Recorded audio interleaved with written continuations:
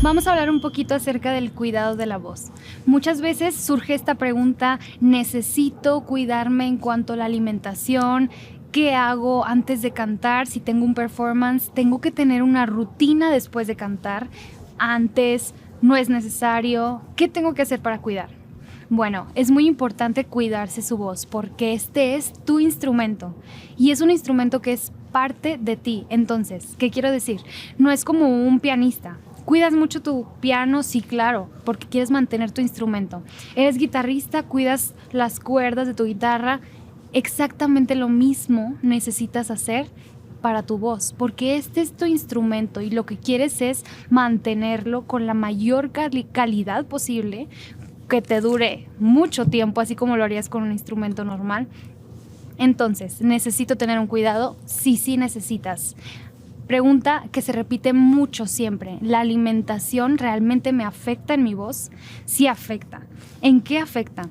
Por ejemplo, antes de un performance. Si tú te comes un chocolate o algún lácteo antes de cantar, no es la mejor opción. ¿Por qué? Porque los lácteos o el chocolate producen mucha saliva, hacen mucha mucosidad. Entonces puedes llegar a tener un poquito de flemas o incluso tener como escurrimiento nasal. Y esto te afecta para cantar porque tienes más humedad en tus cuerdas o en tu laringe, lo cual es ideal que esté húmedo esa área, pero esto va a producir aún más. Entonces te va a costar un poquito, te va a costar un poco más de lo normal el estar cantando. Yo te recomendaría evitar lácteos antes de subirte a cantar. Igualmente, picantes. Todo lo que tenga que ver con salsa, chile, tamarindos, esto también te produce mucha saliva, mucha mucosidad. Entonces, déjalos a un lado antes de cantar. Esto es un tip que te puedo dar. Ahora, no es que dejes de consumir esto todo el tiempo. No, tú puedes consumirlo libremente en tu vida diaria, pero no antes de un performance. Una pregunta muy frecuente es, ¿afecta tomar agua fría? ¿Afecta tomar un té o una bebida caliente antes de iniciar a cantar? ¿Es importante tomar agua? Sí, 100%. Tu laringe, tu faringe, todo lo que se necesita para emitir un sonido necesita que esté bien hidratado. Sí necesitamos que tenga esa cierta humedad para que todo esté funcionando mucho mejor o con más calidad tu voz. Esto le da una frescura, una claridad a tu voz. Ahora, ¿me afecta realmente tomar agua fría, agua helada, agua caliente, un té o un café antes de cantar? Realmente no afecta. Lo que yo te pudiera recomendar es que justo antes de cantar, sí sea caliente, ya sea té, evita café. ¿Por qué? Porque muchas veces utilizamos leche, mejor nada de lácteos antes de cantar. Un té o agua a temperatura ambiente, podemos decir. Eso está muy bien.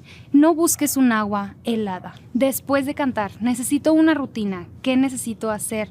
Realmente solo relajarte. No necesitas hacer un cuidado específico de la voz después de cantar. Si sabes que vas a seguir cantando después de ese día, al día siguiente, sí te recomiendo reposar completamente. Ahora, no solamente reposar de tu voz cantada.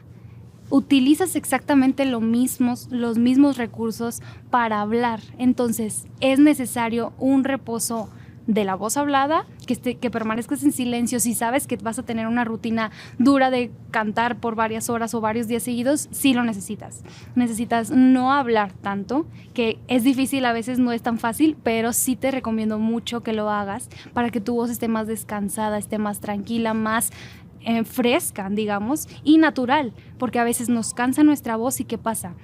Se vuelve un poco más oscura, un poquito, no ronca, no te quedas afónica, pero sí cambia el color de tu voz. Entonces, si quieres que tu voz, tu color, tu timbre permanezca como es naturalmente, sí requieres de un reposo después de cantar, si sabes que continuarás al día siguiente.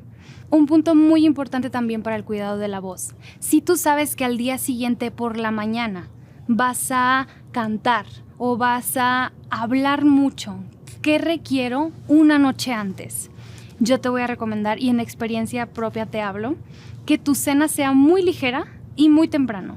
¿Por qué? Porque regularmente cenamos o incluso en diferentes países, pero en México tenemos una costumbre de que la cena es un poco tarde. ¿Y qué pasa? A las pocas horas te vas a ir a dormir.